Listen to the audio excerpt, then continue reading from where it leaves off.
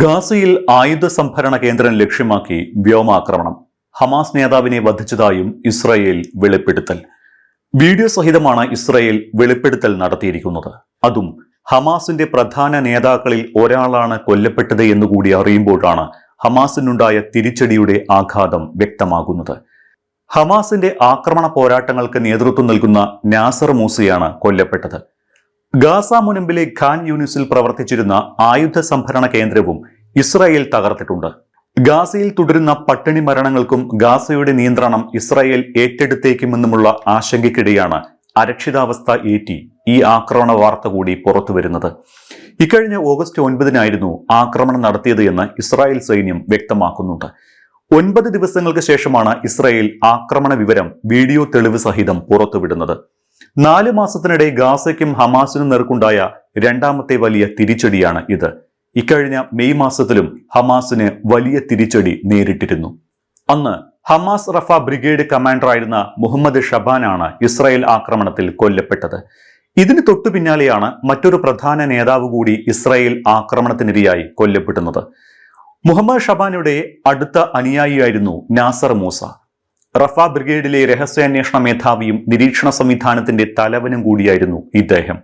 ഖാൻ യൂനിസിലെ ഒരു കെട്ടിടമാണ് ഹമാസ് തങ്ങളുടെ റോക്കറ്റുകൾ സൂക്ഷിക്കാൻ ഉപയോഗിച്ചിരുന്നത്.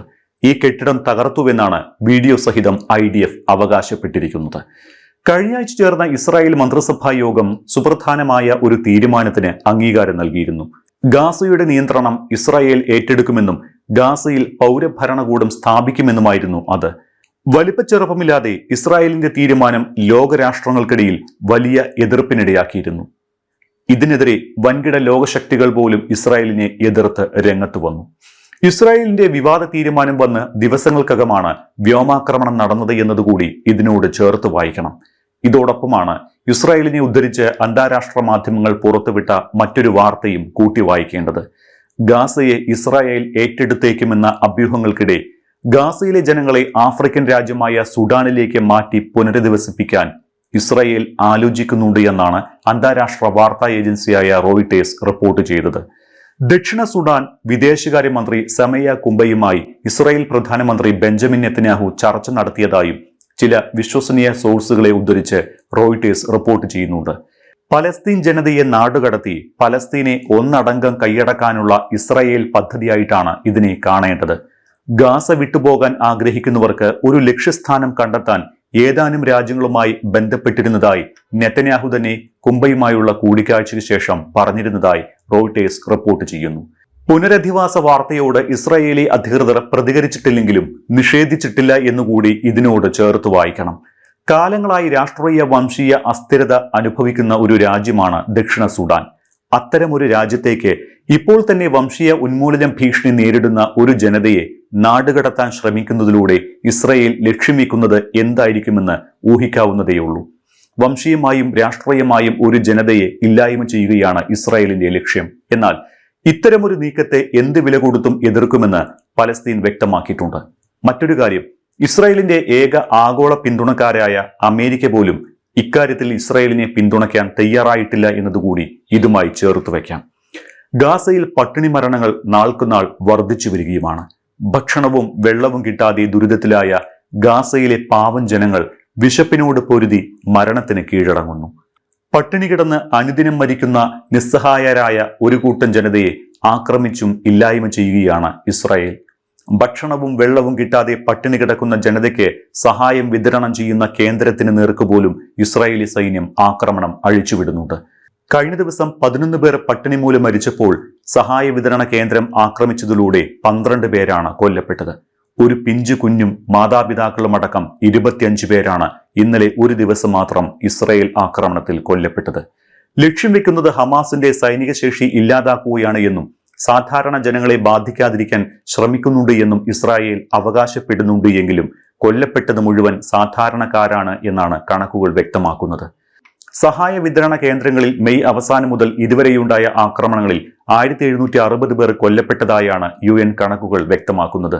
പട്ടിണി മൂലം മരിച്ചവരുടെ എണ്ണം 251 ആയിട്ടുണ്ട്. 2023 ഒക്ടോബർ 7 മുതൽ ഇതുവരെ ഗാസയിൽ ഇസ്രായേൽ ആക്രമണങ്ങളിൽ കൊല്ലപ്പെട്ടത് 61,827 പേരാണ് എന്നും ഓർക്കണം. അതിനിടെ ഗാസയ്ക്കെതിരായ അധിനിവേശവും ഗാസയിലെ പട്ടിണിയും അവസാനിപ്പിക്കാൻ നടപടി സ്വീകരിക്കണമെന്നാവശ്യപ്പെട്ട് US, യൂറോപ്യൻ യൂണിയൻ സാമ്പത്തിക വിദഗ്ധർ ഇസ്രായേൽ പ്രധാനമന്ത്രി ബെഞ്ചമിൻ നെതന്യാഹുവിന് തുറന്ന കത്തയച്ചിട്ടുണ്ട്. 10 നൊബേൽ സമ്മാന ജേതാക്കൾ ഉൾപ്പെടെ 23 പ്രമുഖ സാമ്പത്തിക വിദഗ്ധരാണ് സംയുക്തമായി ഒപ്പിട്ട് കത്തയച്ചിരിക്കുന്നത്. സൈനികമായി ഗാസയെ കൈവശപ്പെടുത്താനുള്ള ഇസ്രായേൽ പദ്ധതിയെ കൂടി കത്തിൽ ചോദ്യം ചെയ്യുന്നു. സാമ്പത്തിക വിദഗ്ധരുടെ പ്രധാന ആശങ്കകൾ പലസ്തീൻ ജനതയ്ക്ക് ഭക്ഷ്യസഹായം ലഭിക്കാത്തതിലും പട്ടിണിയിലും വംശീയ ഉന്മൂലനത്തിലും വലയുന്ന ഒരു ജനതയെ നിർബന്ധിതമായി നാടുകടത്തി മാറ്റിപ്പാർപ്പിക്കാനുമുള്ള നീക്കത്തെക്കുറിച്ചുമാണ് ഇവിടെ എഴുതിയിരിക്കുന്നത്.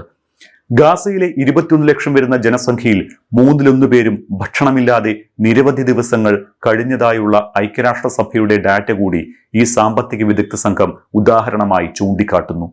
കഴിഞ്ഞ 4 മാസത്തിനിടെ ഗാസയിൽ സഹായം തേടിയെത്തിയ സാധാരണക്കാരായ 1760 പലസ്തീനികൾ കൊല്ലപ്പെട്ടുവെന്ന ഞെട്ടിക്കുന്ന കണക്കുകളാണ് ഐക്യരാഷ്ട്രസഭയുടെ മനുഷ്യാവകാശ ഓഫീസ് പുറത്തുവിട്ടത്. ഓഗസ്റ്റിന്റെ തുടക്കത്തിലെ കണക്കുകളെ അപേക്ഷിച്ച് ഓഗസ്റ്റ് മധ്യമായപ്പോൾ തന്നെ 100 കണക്കിന് ആളുകൾ ഈ കണക്കിൽ വർദ്ധിച്ചിട്ടുണ്ട്. ഇസ്രായേൽ സൈന്യം നടത്തുന്ന കൂട്ടക്കൊലയുടെ ഞെട്ടിക്കുന്ന വിവരങ്ങളാണ് ഇത്. ഒരു വെള്ളിയാഴ്ച മാനുഷിക സഹായം കാത്തിരുന്ന 12 പേരടക്കം 38 പേരെയാണ് ഇസ്രായേൽ സൈന്യം കൂട്ടക്കുരുതി നടത്തിയത്. ഒരു ജനതയെ തന്നെ ഇല്ലായ്മ ചെയ്യാനുള്ള ഇസ്രായേൽ ക്രൂരതയാണ് ഈ കണക്കുകളിലൂടെ എല്ലാം തെളിയുന്നത്. ഗാസ മുനമ്പിൽ ഒരു ദിവസം ശുഭസുപ്രഭാതം പൊട്ടിവിടരുമെന്ന് നമ്മൾക്ക് പ്രതീക്ഷിക്കുകയല്ലാതെ വേറെ വഴിയില്ല.